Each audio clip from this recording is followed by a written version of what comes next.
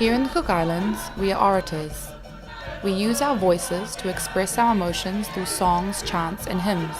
We sing in celebration, we chant in the face of competition, and we pass ancient legends down to our children as a means of teaching them right and wrong.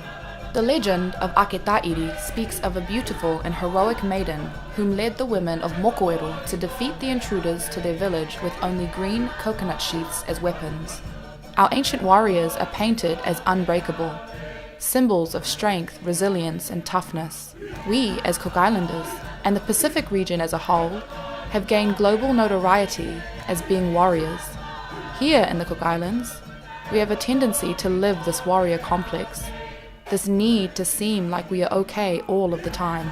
If we present ourselves as strong and withstanding defeat, we are warriors, and if we express weakness and struggle, we often fear the risk of being rejected, frowned upon, overlooked, or even teased.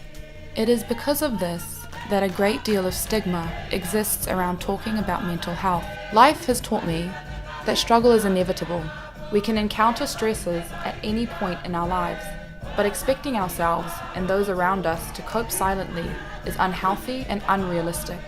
The loss of a loved one is heartbreaking. Having lost a sister, although devastating, it has taught me that the true strength lies in how we cope with struggle. It's not about having the traits of a legendary warrior. I am deeply passionate about mental health awareness.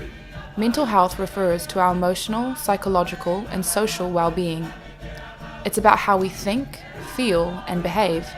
With a bachelor's degree in psychology and a minor in Pacific Studies, I've made it my mission to redefine the modern-day warrior, to change the perception of mental health within the Cook Islands by realizing that the suppression of our feelings is in fact a weakness. We are not brave when we live in denial. We are only falling victim to our suffering. We are brave when we use our voice. The reality is that we are an isolated paradise. More often than not, we lack resources, more specifically, medical resources. Mental health is by far the most under-resourced and understaffed sector within the Ministry of Health. There is only one resident psychiatrist in the Cook Islands, up against a population of just under 18,000 people scattered over 14 islands. The prevalence of mental illness is profound.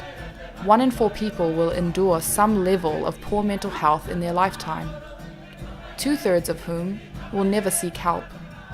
Stigma and discomfort about mental health, as well as a lack of awareness, are key reasons why people fail to reach out for help and resort to suffering in silence. Herein lies the problem for which I am determined to tackle, and why I began my own awareness foundation, Tōku Reo, meaning my voice. Tōku Reo is my foundation that encourages reaching out, seeking help, and inspiring discussions about mental health. These are all things that require a great deal of courage and bravery, and therefore these are traits of what a modern-day warrior should be. Through my foundation, I have been able to educate young people so that they are better informed about mental health and the importance of open discussion. It has also enabled me to provide an accessible and community-specific resource for Cook Islanders, and as a mental health ambassador to the National Commission to UNESCO, I have been fortunate to meet with various dignitaries, educators, mental health workers, and physicians to discuss the impact of mental health in our country, the resources currently available, and the ways in which we can improve the current situation. Through the empowerment and education of our people, I am committed to continuing to work toward improving mental health here in the Cook Islands. Nobody should ever suffer in silence. We are a nation of warriors and a community of powerful voices. Tōku Reo! Tōku Reo! Tōku Reo! Tōku Reo.